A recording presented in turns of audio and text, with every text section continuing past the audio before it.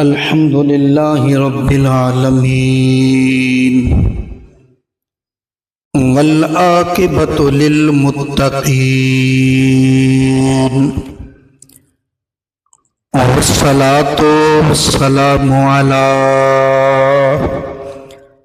سید الانبیاء والمرسلین وعلی آلہ وَأَصْحَابِهِ أَجْمَعِينَ أما بعد فأعوذ بالله من الشيطان الرجيم بسم الله الرحمن الرحيم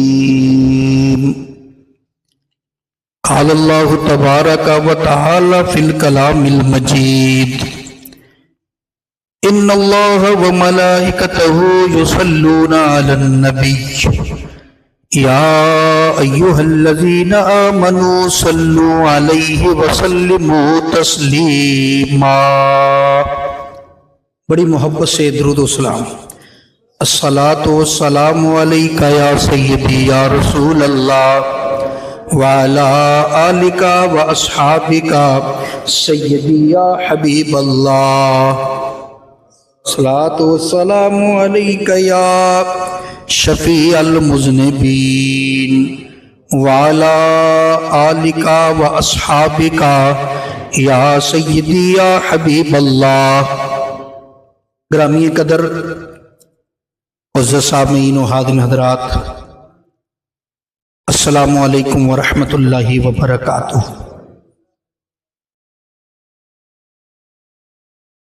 بنی اسرائیل کا تذکرہ چل رہا ہے۔ پچھلے جمعۃ المبارک میں بھی انہی کا تذکرہ تھا۔ اب جو اگلا واقعہ جس وجہ سے اس سورت کا نام سورہ بقرہ ہے،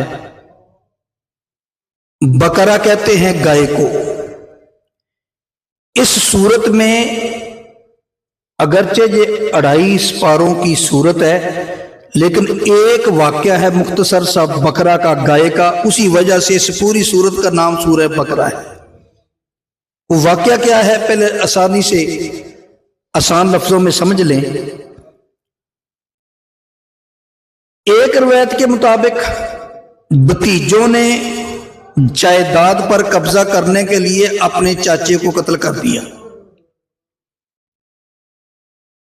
بعض مفسرین نے کہا کہ نہیں، ایک چچا تھا، ایک آدمی تھا، اس کا ایک ہی بیٹا تھا، تو اس کے بھتیجوں نے اس کے بیٹے کو قتل کر دیا، کیونکہ وہ ایک ہی تھا، تاکہ جو جائیداد ہے وہ ہمارے ہاتھ آ جائے۔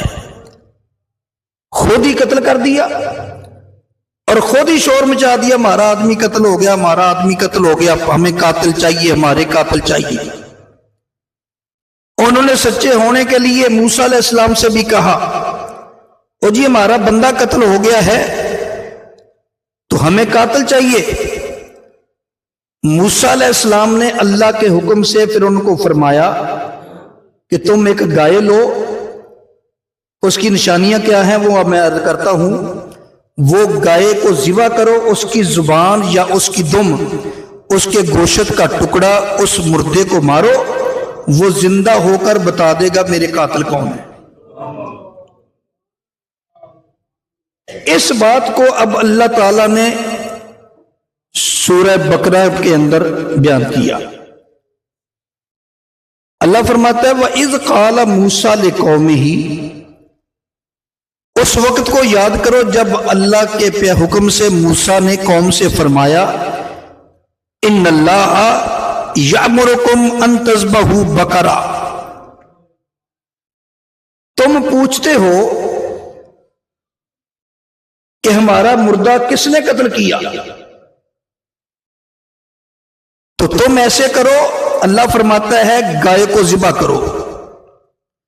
وہ کہنے لگے عجیب بات ہے، ایک تو ہمارا آدمی قتل ہو گیا، دوسرا تم کہتے ہو گائے ذبح کرو۔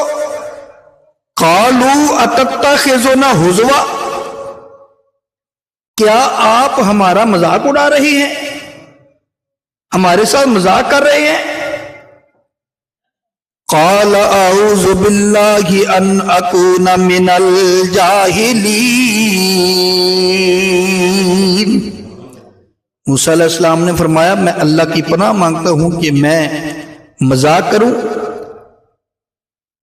میں مذاق کروں اور جاہلوں سے ہو جاؤں، میں کوئی جاہلوں میں سے ہوں تمہیں مذاق کروں؟ پتہ چلا مذاق کرنا یہ اچھے لوگوں کا شیوا نہیں ہے، یہ جاہلوں کی قسم ہے، یہ جاہلوں کی عادت ہے۔ ایک ہوتا ہے مذاق، ایک ہوتا ہے مزاح۔ مزاح کرنا جائز ہے، بلکہ مزاح کرنا میرے مصطفیٰ کی سنت ہے، اور مذاق کرنا ناجائز ہے۔ مذاق اور مزاح میں فرق کیا ہے؟ مذاق کا معنی بھی خوش طبعی ہے، لیکن ایسی خوش طبعی جس سے تم نے خوش طبعی کی ہے اس کی عزت نفس مجروح ہو جائے، اس کو مذاق کہتے ہیں، اس کو شریعت نے روکا ہے اسے۔ ایک ہوتا ہے مزاح، خوش طبعی بھی ہو جائے اور اگلے کی عزت نفس مجروح بھی نہ ہو، اس کو مزاح کہتے ہیں۔ تو مزاح کرنا میرے مصطفیٰ کی سنت ہے، مزاح کرنا یہ شریعت نے منع کیا ہے۔ حضرت موسیٰ علیہ السلام نے فرمایا میں اللہ کی پناہ مانگتا ہوں کہ میں تم سے مذاق کروں اور میں جاہلوں سے ہو جاؤں۔ اب کہنے لگے قالوا ادع لنا ربک یبین لنا ما ہی، اے موسیٰ اپنے رب سے دعا کرو کہ وہ جو گائے کا حکم ہے کہ ایک گائے ذبح کرو، وہ گائے کیسی ہو،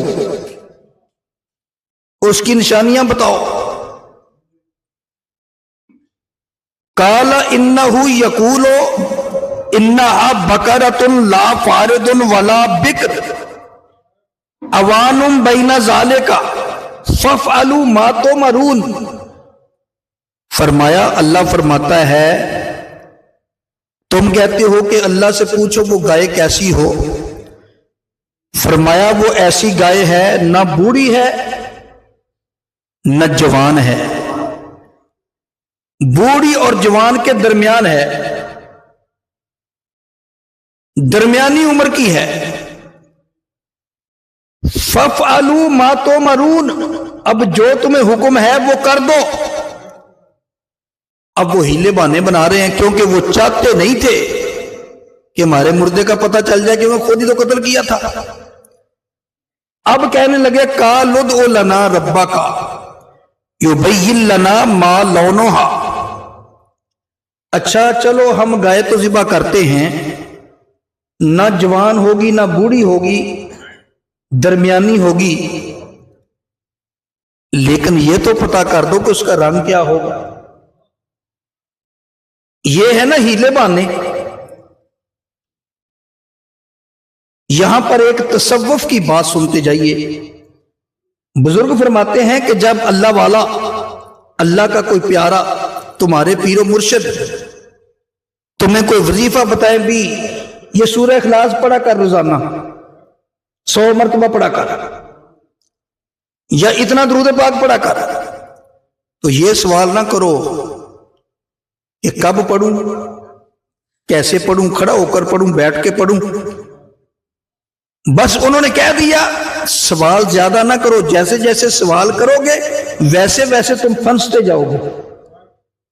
بس انہوں نے کہا بھئی یہ کلمہ شریف روزانہ 100 مرتبہ پڑھنا، اب یہ نہ پوچھنے بیٹھ جانا جی کتنے بجے پڑھیں، کتنے ٹائم میں پڑھیں، کس وقت پڑھیں، کہاں پڑھیں، مسجد میں پڑھیں، گھر میں پڑھیں، کھڑے ہو کر پڑھیں، بیٹھ کر پڑھیں، رات کو پڑھیں، نہیں، بس انہوں نے کہہ دیا پڑھنا ہے، بس شروع کر۔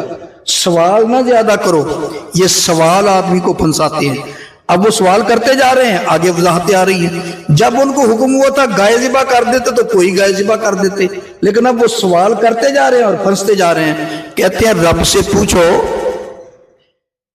قالو اپنے رب سے پوچھو، ادع لنا ربک युबय्यिन लना मा लौनुहा,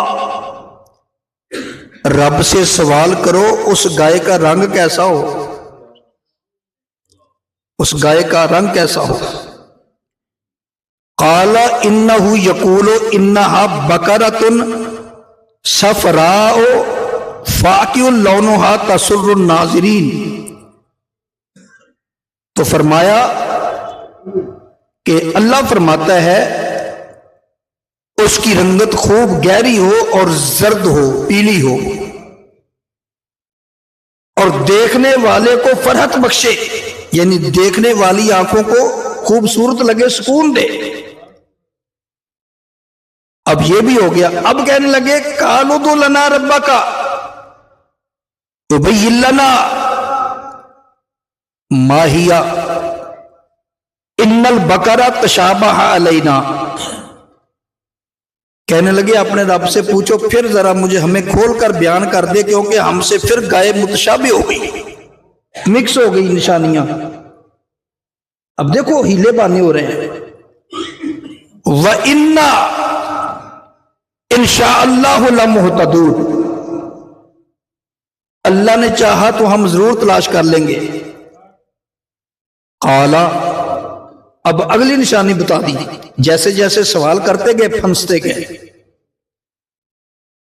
मूसा अलैहिस्सलाम ने फरमाया इन्नहु यकूलो, अल्लाह फरमाता है इन्नहा बकरतुन ला जुलूलुन तसीरुल अर्दा वला तस्किल हरसा मुसल्लमतुन ला शियाता फीहा।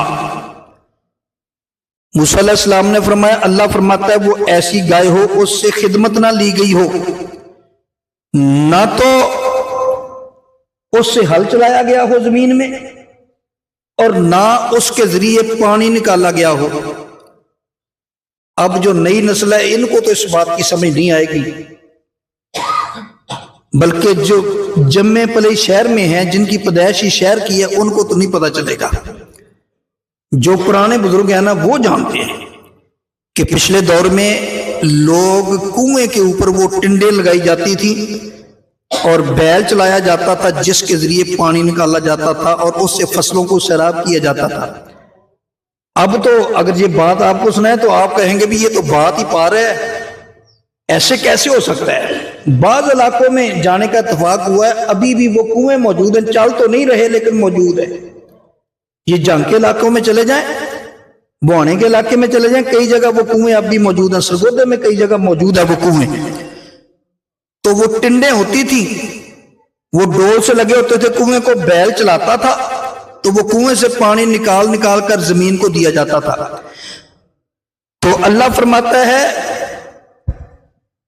कि ला ज़ुलूलन तसीरुल अर्दा वला तस्किल हरसा, उससे खिदमत ना ली गई हो, ना तो उसको जमीन में इस्तेमाल किया गया हो यानी हल चलाने में, और ना ही उसको कुएं पे जोड़ा गया हो, कुएं से पानी निकाला गया हो। मुसल्लमतुन ला शियाता फीहा, बेऐब हो, उसमें दाग कोई ना हो। कालुल आना जेता बिल हक, कहने लगे अब हम सही पते पर पहुंच गए हैं। फज़बहुहा वमा कादू यफ़अलून, उन्होंने ज़िबा किया हालांकि वो ये करना नहीं चाहते थे। अब जब इतनी निशानियां बताई फिर वो गाय मिली कहां से। एक अल्लाह का वली था, नेक आदमी था, उसका एक ही बच्चा था छोटा सा। उस अल्लाह के वली की एक छोटी सी गाय की बच्ची थी, बछिया उसको कहते हैं, छोटी गाय को बछिया कहते हैं, जब बछड़ी कहते हैं। वो छोटी बछड़ी थी, उसने पाल रखी थी। तो वो बछड़ी, अब वो आदमी फौत होने लगा, बच्चा बिल्कुल छोटा, तो उसने सोचा ये मेरी बछड़ी जो है ये तो मेरा कोई रिश्तेदार, कोई खानदान का और कब्जा कर लेगा, मेरा बच्चा तो बिल्कुल छोटा है, बछड़ी भी छोटी है। वो जंगल में ले गया, جنگل کے پاس جا کے کہنے لگا یا اللہ یہ میری امانت ہے میرے بچے کی، جب میرا بچہ بڑا ہو یہ اس تک پہنچ جانی چاہیے۔ یہ اس نے یوں کیا۔ اب وہ فوت ہو گیا، وقت گزرتا گیا۔ اس بچے کی ماں نے کہا بیٹا امی جان اب میں کچھ بڑا ہو گیا ہوں تو کوئی کاروبار کروں، کیا کروں؟ فرمایا بیٹا تیرے باپ نے ایک گائے کی بچڑی چھوٹی سی تیرے لیے امانتاً جنگل میں چھوڑی تھی، جا وہ لے کر آ۔ اب وہ کہنے لگا امی جی اتنا بڑا جنگل ہے تو میں کیسے لاؤں؟ اس نے کہا تم جاؤ، جا کر کہو، اس کو آواز دو، وہ آ جائے گی۔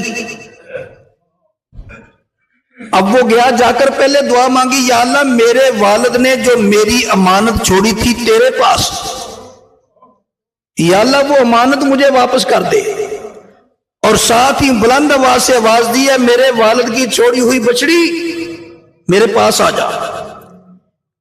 جب اس نے آواز دی وہ بچڑی اب جو بہت بڑی گائے بن چکی تھی دوڑتی دوڑتی اس کے پاس آ گئی۔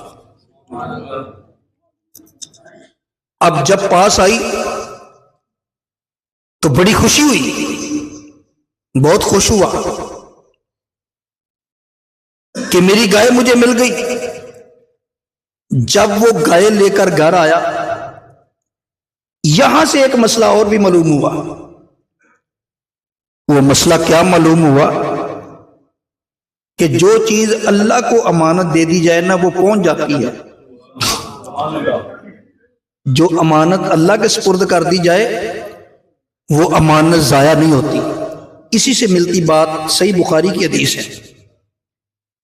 ایک آدمی نے کسی کے پیسے دینے تھے، کسی آدمی سے پیسے لیے ادھار، اس نے کہا میں واپس لوٹا دوں گا۔ اب وہ پیسے واپس نہیں لٹائے، اس کا جانا نہ بنا، وہاں دریا پر پل نہیں تھا، اس نے ایک لکڑی لی، اس میں وہ پیسے بند کر کے نا چھپا دیے، وہ لکڑی دریا میں پھینک دی، کہا یا اللہ یہ فلاں کی امانت ہے اس کو پہنچا دے۔ تو وہ لکڑی تیرتی تیرتی وہاں پہنچ گئی۔ اتفاق ایسے ہوا جس دن وہ دریا کے اگلے کنارے پر لگی وہ آدمی وہاں موجود تھا، اس نے وہ لکڑی اٹھائی، اس نے اٹھائی اس لیے کہ گھر لے جا کر جلاؤں گا، جب اس کو چیرا گیا تو اس میں سے وہ پیسے نکل آئے، اور اتنے ہی پیسے تھے جتنے اس نے اس سے لینے تھے۔ پھر کچھ عرصہ کے بعد اس سے ملاقات ہوئی، اس نے کہا میں اس سے پوچھوں تو صحیح لکڑی اس کو مل گئی تھی یا میں پیسے دوبارہ دے دوں؟ تو اس نے کہا وہ مجھے لکڑی مل گئی تھی۔ تو یہ اللہ کی امانت، جو امانت اللہ کے سپرد کر دی جائے پھر وہ ضائع نہیں ہوتی، اللہ تعالیٰ اس کو محفوظ رکھتا ہے۔ اور اس کے بعد اب وہ جو گائے، قرآن پاک میں نے جتنی نشانیاں آپ کو بتائی ہیں، اللہ نے فرمایا وہ گائے کیسی ہو؟ زرد رنگ کی ہو، اس کے اوپر کوئی جسم پر کوئی داغ نہ ہو، کوئی دبا نہ ہو، اس سے ہل نہ چلایا گیا ہو، اس سے پانی نہ نکالا گیا ہو، نہ ہل چلایا گیا ہو، نہ پانی نکالا گیا ہو، اور نہ وہ جوان ہو نہ بوڑھی ہو، اور نہ ہی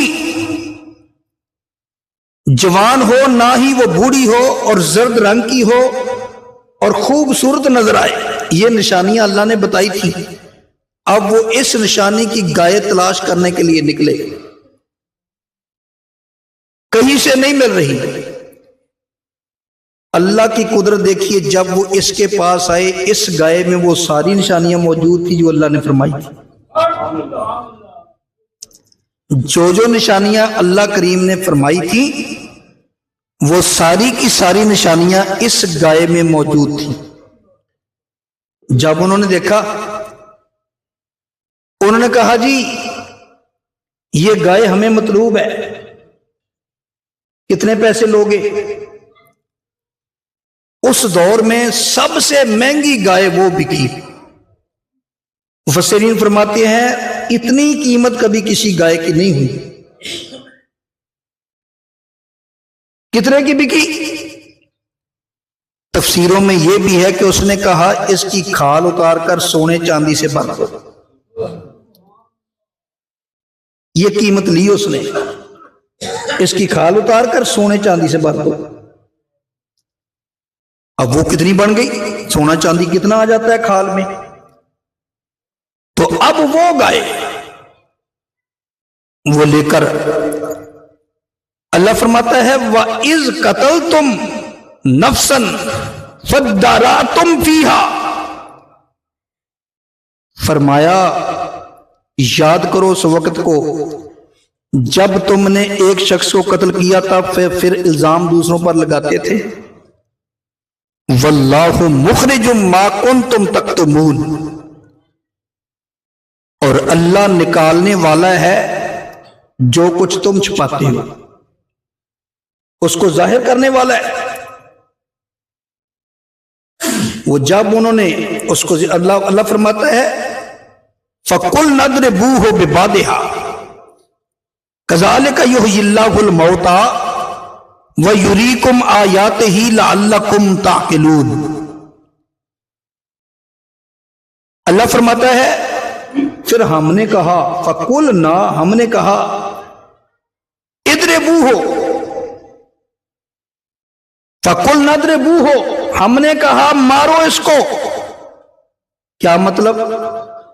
بِبَعْضِهَا، اس کے جسم کا کچھ حصہ، گوشت کا ایک ٹکڑا اس مردے کو مارو. اچھا جب اس مردے کو وہ گوشت کا ٹکڑا مارا وہ زندہ ہو گیا. زندہ ہو کر اس نے کہا یہی قاتل ہیں جو شور مچاتے ہیں نا، یہی قاتل ہیں. اس نے بتا دیا. اللہ فرماتا ہے کذالک یحیی اللہ الموتى، اللہ اسی طرح مردوں کو زندہ کرتا ہے. وَيُرِيكُمْ آيَاتِهِ لَعَلَّكُمْ تَعْقِلُونَ،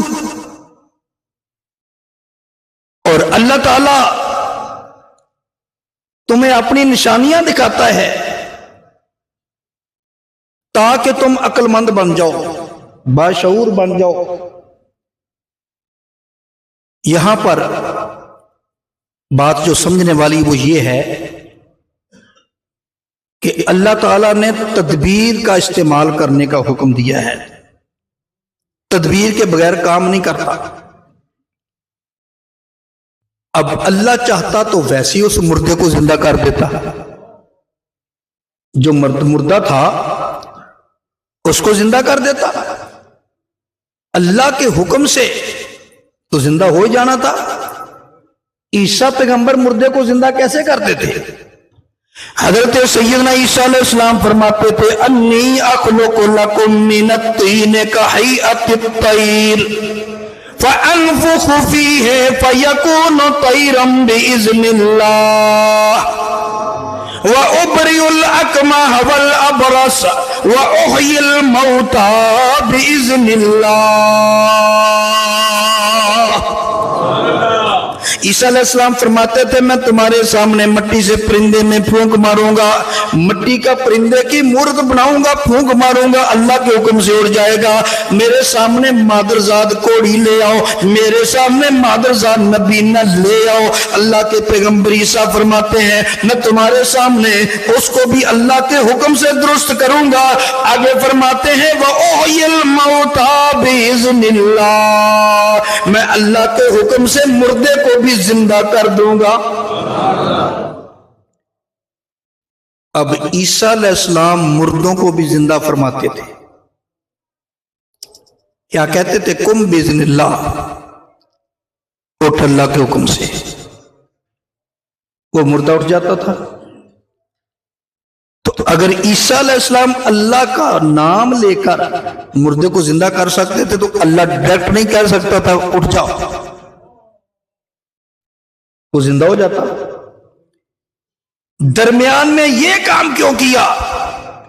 پہلے گائے لو، اس رنگ کی ہو، اتنی عمر کی ہو، یہ اس کی علامتیں ہوں، یہ اس کی نشانیاں ہوں، پھر جا کر اس کو ذبح کرو، اس کی دم یا اس کی زبان، اس مردے کو مارو، وہ زندہ ہو جائے گا۔ ہم کہتے ہیں اللہ کے بندو، جو اللہ دم یا زبان مروا کر مردے کو زندہ کرتا ہے، زندہ وہی کرتا ہے لیکن ظاہر کسی اور کو کرتا ہے کہ دم ماری تو زندہ ہو گیا، زبان ماری زندہ ہو گیا، اس گائے کے گوشت کا ٹکڑا مارا تو مردہ زندہ ہو گیا۔ جو اللہ گائے کے گوشت کے ذریعے مردے کو زندہ کر سکتا ہے، وہ غوث پاک کے ہاتھ سے بھی کروا سکتا ہے، وہ نبیوں کے ہاتھ سے بھی کرواتا ہے، ولیوں کے ہاتھ سے بھی کروا سکتا ہے۔ جو کہتے ہیں مردہ کیسے زندہ ہو گیا؟ یہ اللہ کے بندو، وہ جس نے کیا اس نے تو کیا نہیں۔ عیسیٰ علیہ السلام بھی کہتے ہیں میں اللہ کے حکم سے کرتا ہوں۔ اللہ جب حکم دیتا ہے، طاقت اللہ کی ہوتی ہے، قدرت اللہ کی ہوتی ہے، وہ نبی سے ظاہر ہو جائے تو معجزہ بنتا ہے، ولی سے ظاہر ہو جائے تو کرامت بنتی ہے۔ تو زندہ کر دیا۔ اب مردوں کو زندہ کرنا یہ اللہ کا کام ہے، لیکن تدبیر کی کہ تم ایسے گائے کا ٹکڑا مارو گوشت کا، یہ تب زندہ ہوگی۔ تو میرے بھائی اب دیکھیں، اسی طرح ابھی پچھلے تفسیر میں گزرا ہے کہ جب قوم نے پانی مانگا تو اللہ ڈائریکٹ بھی چشمہ جاری کر سکتا تھا، لیکن نہیں، ڈائریکٹ چشمہ جاری نہیں کیا۔ فَقُلْ نَضْرِبْ، فرمایا فَقُلْ نَضْرِبْ بِعَصَاكَ الْحَجَرَ، پیارے موسیٰ اس پتھر پہ ڈنڈا مارو۔ پتھر پہ ڈنڈا مارا تو 12 چشمے پھوٹ پڑے، پتھر پہ ڈنڈا مارا تو 12 چشمے پھوٹ پڑے۔ تو یہ ہے تدبیر، اس کو تدبیر کہتے ہیں۔ تو پروردگار عالم نے وہاں بھی تدبیر استعمال کی۔ ڈنڈا موسیٰ علیہ السلام نے مارا، 12 چشمے اللہ نے جاری کر دیے۔ اگر قوم نے کہا پیارے موسیٰ فرعونی ہمارے اوپر چڑھ چکے ہیں، آگے دریا ہے پیچھے فرعونی ہیں، جانا کدھر ہے؟ تو موسیٰ علیہ السلام نے پانی پہ ڈنڈا مارا تو دریا نے رستہ دے دیا۔ ویسے بھی تو رستہ دے ہی سکتا تھا، یہ ڈنڈا کیوں مارا؟ اس کو تدبیر کہتے ہیں۔ اللہ بتانا یہ چاہتا ہے میں کرتا سب کچھ میں ہی ہوں، لیکن تدبیر کو تم نے نہیں چھوڑنا، تدبیر کو استعمال کرنا ہے، تدبیر کا دامن نہیں چھوڑنا۔ ایک صحابی رسول تھے، ان کو ہارٹ کا مسئلہ بن گیا، دل کا مسئلہ تھا، میرے نبی کے پاس آیا۔ اب میرے کملی والے آقا صلی اللہ تعالی علیہ وسلم کے پاس جب آ چکا تھا تو میرے نبی صرف ہاتھ ہی پھیر دیتے تو وہ ٹھیک ہو سکتا تھا۔ میرے نبی ہاتھ نہ بھی پھیرتے، ویسے فرماتے ٹھیک ہو جا، وہ ٹھیک ہو جاتا۔ لیکن میرے نبی نے بھی تدبیر بتائی، فرمایا فلاں صحابی ہے، اس کی پنسار کی دکان ہے، اس کے پاس چلا جا، اس سے 7 عجوہ کھجوریں لو، 7 عجوہ کھجوریں لو اس سے، اور ان کھجوروں کو گٹلی سمیت کوٹ لو، کوٹ کر وہ مجون سی بن جائے گی، وہ کھا جاؤ۔ اس صحابی نے ایسے کیا، وہ اس پنسار کی دکان والے صحابی کے پاس گیا، اس سے 7 عجوہ کھجوریں لی، ان کو گٹھلی سمیت کوٹا، کوٹ کر کھا لیا، وہ بالکل ٹھیک ہو گیا، ساری زندگی دوبارہ اس کو مسئلہ نہیں بنا۔ اب میرے نبی نے تدبیر کیا بتائی؟ अजवा खजूरें। जब अबू हुरैरा आए थे हाफजा मांगने के लिए, तो वैसे भी तो हाथ फेर के कह सकते थे तेरा हाफजा ठीक है, नहीं, फरमाया चादर बिछा।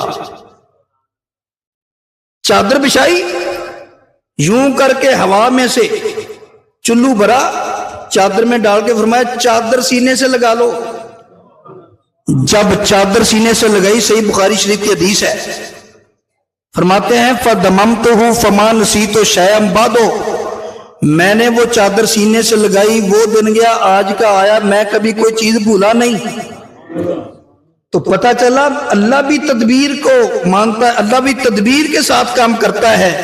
मेरे मुस्तफा करीम भी तदबीर को साथ रखते हैं, मौजज़ा भी दिखाते हैं, लेकिन साथ तदबीर। ये सुन्नत है तदबीर। इसका मतलब क्या हुआ?